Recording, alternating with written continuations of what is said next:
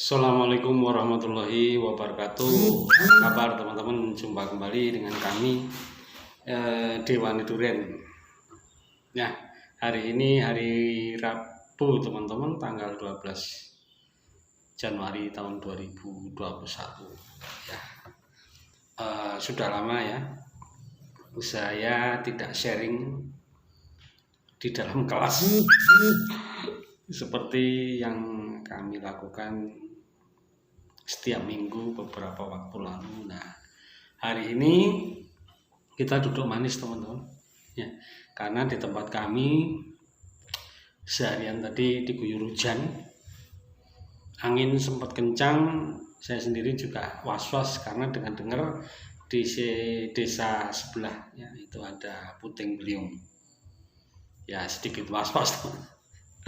Oke teman-teman ya, hari ini jujur kami akan mengucapkan banyak terima kasih kepada teman-teman setelah kami hadir di channel YouTube. Itu banyak sekali teman-teman yang mengucapkan terima kasih kepada Dewani Duren karena mau hadir di YouTube, dan apa yang kami sharingkan itu sudah beberapa teman yang menerapkan dan mereka memberikan respon balik sangat positif. Karena apa? Pertumbuhan tanaman duriannya berubah. Tentu kami senangnya adalah berubah menjadi lebih baik.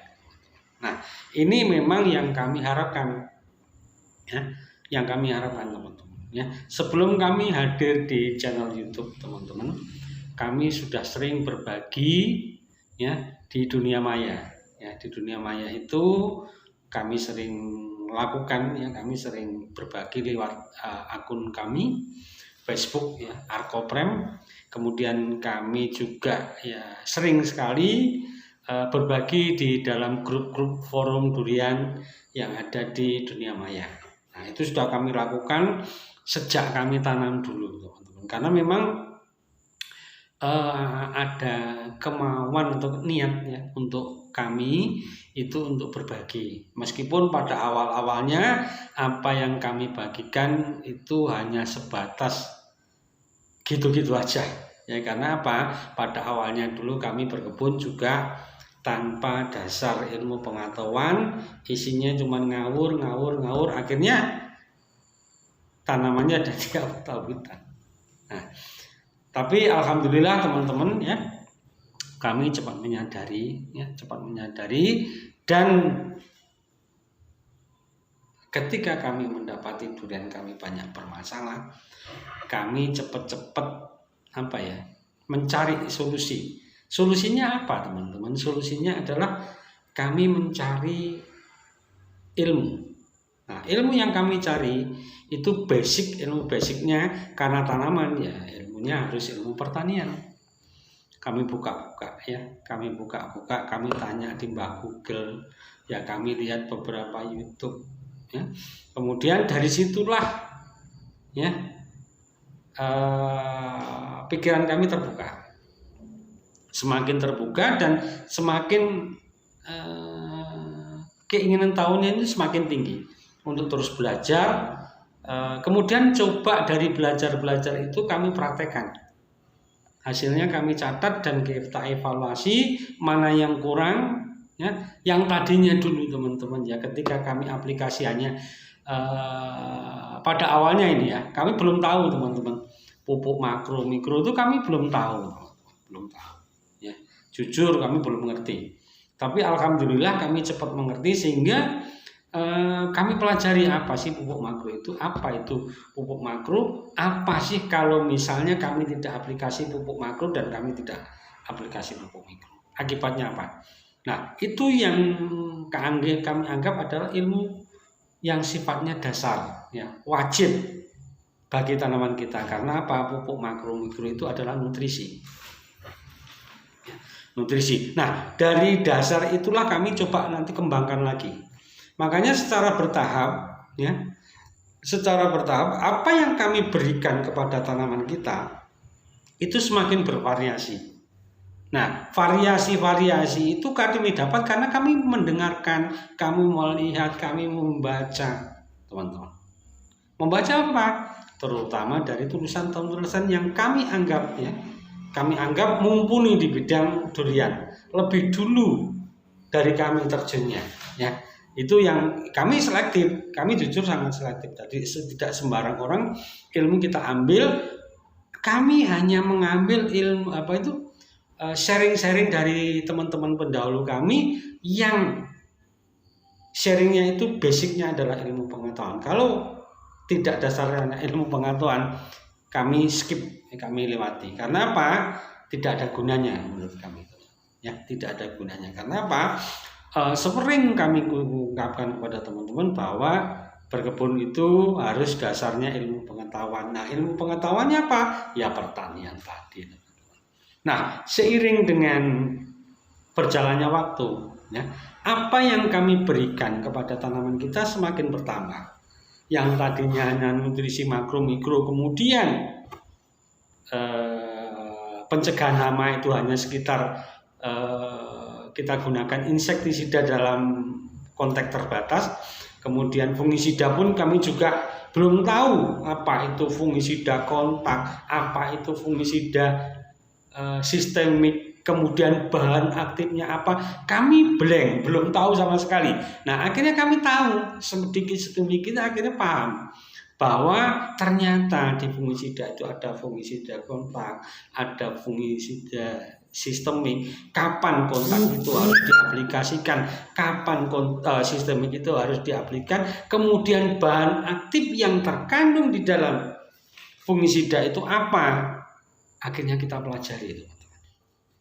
Ya, akhirnya kita pelajari banyak bahan. Jadi setiap fungisida itu ada bahan aktifnya, teman-teman.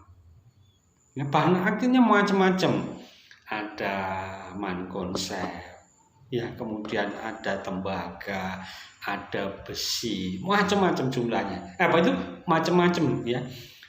Intinya bahan aktif yang terkandung di dalam fungisida itu bermacam-macam. Sesuai, tentu diciptakan sesuai dengan penyakit jamur yang timbul.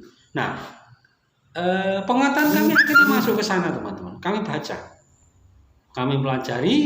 Jadi kami setidaknya sekarang ada bekal, ya, ada bekal kalau sewaktu-waktu misalnya tanaman kami terkena penyakit. Nah, inilah gunanya kita membuka wawasan, ya, membuka pikiran, tentu, ya, teman-teman, tentunya itu yang berdasarkan ilmu pengetahuan. Karena semua ini, teman-temannya, ada ilmunya. Misal contohnya, ya, penyakit hawar daun harus pakai fungisida apa? Itu ada, teman-teman. Cara aplikasinya gimana? Semuanya ada dan kita tinggal baca. Kita tanya di Mbak Google, ya, atau mungkin di grup-grup itu sudah ada yang membahasnya secara komplit, teman-teman. Terutama, ya, yang kami sering jumpai itu ada di grup kebun durian berkelanjutan. Ini ada yang nama Mas Giro, itu yang membahas secara detail, ya, penyakit jamur yang ada pada tanaman durian. Nah, dari situlah kami Dewan Durian belajar terus. Nah, kemudian kami juga semakin tahu bahwa pohon durian itu ternyata bisa stres, loh, teman-teman. Ya, pohon durian itu bisa stres. Saya pikir yang ada di dalam otak saya dulu manusia yang bisa stres. Ternyata tidak. Ya, pohon durian itu bisa stres. Ya, stresnya ada dua. Ya, stres biotik. Nah, stres biotik, kemudian stres abiotik. Nah, stres biotik itu apa? Stres biotik itu diakibatkan oleh penyakit. Penyakitnya apa? Jamur, ya, bakteri. Itu penyakit-penyakitnya, dan tanaman bisa stres. Itu disebut dengan stres biotik. Cara penanganannya ada ilmunya. Ya. Dari mana Dewan Durian dapat? Dari membaca, dari Mbak Google, dari beberapa tulisan teman-teman yang kami anggap punya kompetensi di bidang durian. Kemudian stres yang kedua adalah stres abiotik akibat lingkungan. Lingkungan apa saja yang bisa menyebabkan tanaman durian kita stres? Yang pertama adalah sinar matahari yang terlalu terik, panas yang menyengat dan lain sebagainya. Itu tanaman durian kita bisa stres. Solusinya ada dengan aplikasi biostimulan dan asam amino. Itu salah satunya, ya. Di stres biotik. Kemudian kekeringan. Tanaman bisa stres karena kekeringan. Ya, zona root zone atau perakaran di bawah kanopi daun itu kalau terlalu kering, itu tanaman juga bisa stres. Kemudian zona perakaran yang kerendam air, tanaman juga bisa stres. Nah, dari ilmu dasar kemudian kita kembangkan lagi, apalagi ya, kita sudah mulai tahu yang namanya bahwa tanaman itu bisa stres. Ya, stres karena lingkungan, stres karena terserang penyakit. Nah, kemudian berkembang lagi teman-teman. Berkembang lagi. Jadi dulu ya, berkembangnya begini. Dulu ya, orang beranggapan bahwa berkebun durian itu cukup dengan dasar ilmu pengetahuan. Pengetahuannya itu begini, ilmu biologi dan ilmu kimia. Ternyata tidak cukup, harus lagi ditambah dengan ilmu fisika. Nah, Dewani Durian sedang belajar ke arah sana. Harapannya tentu di akhir nanti tujuannya adalah kami bisa menciptakan buah durian yang berkualitas. Buah durian yang berkualitas itu adalah tujuan kami berkebun. Kalau hanya sekedar buah, siapapun bisa teman-teman. Tetapi bagaimana menciptakan buah durian yang berkualitas, tidak setiap orang bisa, dan Dewani Durian ingin ke sana. Karena itu, ya, hari ini kami mengucapkan terima kasih sekali bahwa apa yang kami bagikan, yang apa kami bagikan selama ini itu ternyata membawa manfaat pada kebun teman-teman. Ya, sekali lagi kami mengucapkan terima kasih. Kedepannya ikuti channel kami terus. Ya, nantikan apa yang kami lakukan di fase generatif yang sudah ada di permata. Tentu sangat menarik ini teman-teman. Karena apa? Kami juga sedang belajar. Dan jangan khawatir teman-teman, nanti apa yang kami dapat, apa yang kami pelajari di fase-fase generatif ini, nanti akan kami bagikan kepada teman-teman lewat channelnya Dewani Durian. Jadi tetap semangat ya, dari ujung timur Pulau Jawa, tepatnya Dusun Yudomulyo, Desa Ringin Telu, Kecamatan Bangurejo. Dewani Durian tidak pernah lelah berbagi karena ingin ya petani durian Indonesia maju. Dan kita pasti bisa kalau pertama ada kemauan teman-teman. Ya, kemudian didukung oleh finansial atau keuangan yang cukup. Ya, kemudian yang ketiga ada keahlian atau ada tenaga ahli yang mengarahkan. Ya. Setidaknya kita sendiri yang harus belajar. Kalau kita tidak mau belajar, kita tidak mau susah payah, serahkan kepada ahlinya. Tentu teman-teman harus membayar. Ya kan? Itu. Kalau nggak mau belajar, serahkan kepada ahli.